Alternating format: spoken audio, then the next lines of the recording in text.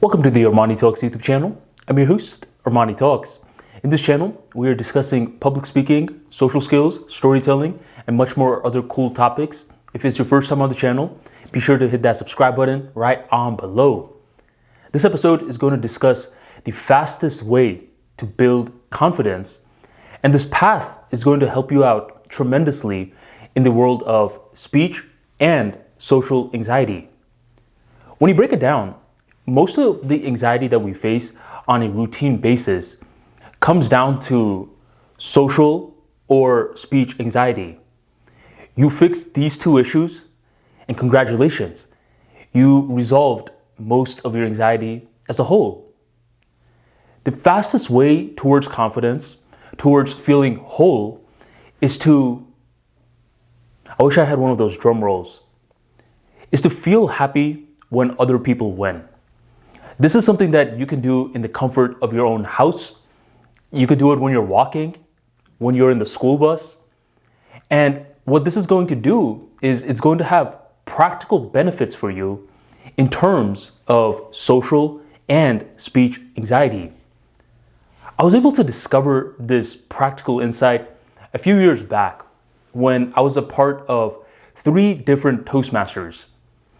2 of the Toastmasters I would go to, I felt calm going there because I didn't know most of the people. So if I messed up, they wouldn't necessarily care too much. But the 3rd Toastmasters was at my work. And I felt as though if I messed up at work, then other coworkers, they were going to be cracking jokes, making fun of me. So the 3rd Toastmasters is the one that got me the most nervous. Luckily, most people in my work didn't go to the Toastmasters. A few did, but for the most part, they wouldn't go. Well, one day, my manager's manager was in town, and he found out somehow that I was a part of this Toastmasters, and I had a speech coming up. He said, "Yo, Armani, I didn't know you were a part of this club. I used to be in this club too. You know what? I'm gonna make sure the entire floor comes to watch you speak. All right? Don't mention it." Don't mention it? Man, I don't want all these people watching me speak and possibly mess up. He got me nervous. There were going to be at least 30 to 40 people attending my speech in 2 hours. Well, what could I do? I prepared as much as I could, and now, after lunch, it was time to get ready. Once I go to lunch, something unique happens. One of my coworkers comes up to me and he says, "Yo, Armani, did you hear about Derrick Rose? Derrick Rose scored 51 points yesterday." Now, if you're not a basketball fan, Derrick Rose was supposed to be that next big guy. He was supposed to be like LeBron James, like Kobe Bryant, until injuries derailed his career. So him to score 51 points was nothing short of a miracle. There's a lot of professional athletes that are amazing at basketball that don't have injuries, that rarely score 51 points. For some strange reason, when my coworker told me the news, I felt really happy for Derrick Rose. I was ecstatic that he won. Why though? It's not like Derrick Rose was my top 5 or top 10 favorite NBA players. I've never met Derrick Rose, and I doubt I'm ever going to meet him. So why was I feeling so happy for this win? I don't know why, but what I did notice was, as I felt happy for this stranger, I started to feel more whole, more complete. And the nerves that I had regarding my Toastmaster speech, it started to dissipate just a little bit. By the time I go into the meeting, I see a bunch of my coworkers all smiling and giggling, waiting to hear me speak. And I see my manager's manager.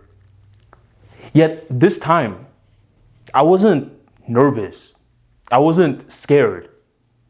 Rather, I had a different approach. The approach was, yo, my friends and my family, what's good, man? Are you guys ready? It felt as though everyone in that room was a part of me. And that speech, even though I didn't win first place, it was a lesson. The lesson was a big lesson in regards to speech anxiety. Whether it's speech anxiety or social anxiety, it's being formed due to a certain level of separateness. Prior to hearing about that Derrick Rose news, what happened was I was feeling separate from my other coworkers. I felt as though it was a me versus them sort of narrative. And due to entertaining that sort of narrative for an extended period of time, the speech anxiety was getting flared up. And this is like speech anxiety all around the world. It is due to an us versus them narrative. What happened when I heard Derrick Rose's news was it allowed me to temporarily suspend that us versus them narrative, and it just created a bridge called the we mentality. And that bridge was what I call a macro level view of confidence. Macro versus micro. The micro level view of confidence is how we feel on an individual level. Anytime you see someone that's confident, it's because they feel whole, they feel congruent, or at least they're giving off that illusion. Their thoughts, their emotions, their body language all feel as though it's one, it's whole. And when you can understand this basic principle of confidence coming down to feeling whole, you start to understand why the Derrick Rose news affected me on a practical level regarding public speaking. It's because I temporarily became whole on a macro level, which affected the micro level. This is stunning news because it allows us to condition our mindsets towards a favorability regarding social and speech situations. The beauty is you can feel happy for anyone, anytime. And there's a twist to this episode. You can condition this level of confidence through the art of scrolling in your phone. I've talked about in previous videos how scrolling in your phone can cause you to disrupt your concentration abilities and makes your distraction muscle stronger. But if you scroll with the right intent, it can actually make you more confident. For example, if you pull up Facebook and as you start scrolling, most of us when we're scrolling, we're conditioning a negative attitude where we're like, look at this guy celebrating another win, show off. And this is conditioning the mindset of a loser, a mindset of separateness. And this level of separateness is what amplifies that speech and social anxiety. On the flip side, if you have a Facebook account or any social media platform, this is the perfect opportunity to exercise this muscle of feeling happy for people. You're not gonna do this if you don't see the practical benefits regarding it. So try it out and keep practicing with it. Find someone and see how you can feel happy for that person regarding a certain win that they shared. The trick regarding this path is that there's no lying. You can't be like, oh yeah, I feel happy. All right, is my speech anxiety and social anxiety melting away? No. You gotta feel it on a being level. Sort of like how hearing about that 51 point news just changed everything. I didn't have to think about liking this news. It just happened. And it's going to keep on happening more and more and more as you gain knowledge. For example, if I went up to someone who has no clue who Derrick Rose is, I'm like, yo, do you know that Derrick Rose scored 51 points? I wouldn't care. I'd be like, who? And who cares? But since I knew Derrick Rose, since I knew basketball, I was able to appreciate that. That knowledge led to the feeling of unity. And the reason I suggest your Facebook friends and your Instagram followers, whatever, is because you have some knowledge regarding who they are, hopefully, which makes it easier to condition that perception of value, which leads to the feeling of unity.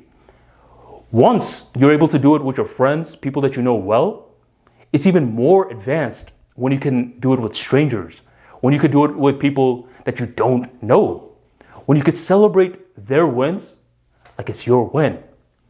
That's when the perspective starts to shift and speech anxiety and social anxiety start to get mitigated in the process. See, this is the beauty regarding communication skills, because we're able to systematically understand how so many worlds are connected, from the emotional intelligence world all the way to the world of giving a speech at your work. So try it out. If you have a Facebook account, an Instagram account, or any form of social media, rather than viewing it as, oh, look at these highlight reels of all these people only celebrating their wins, view it as, oh, whoa, man, these are all different tools that I can use to exercise my confidence so I could resolve speech and social anxiety, two of the worst anxieties in regards to anxiety as a whole. Once I melt that away, I will feel more confident on a macro and micro level. That's the way of the winner. If you enjoyed today's episode and learned a thing or two, be sure to drop that like for me right on below. And thank you for joining the Armani Talks YouTube channel.